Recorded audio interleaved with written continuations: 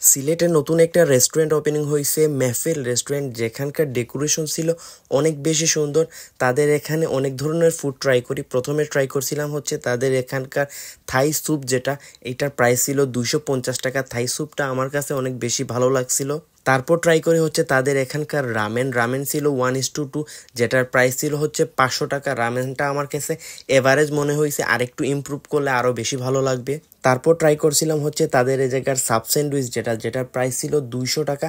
200 টাকা অনুযায়ী সাব স্যান্ডউইচটা আমার কাছে অনেক বেশি ভালো লাগছিল।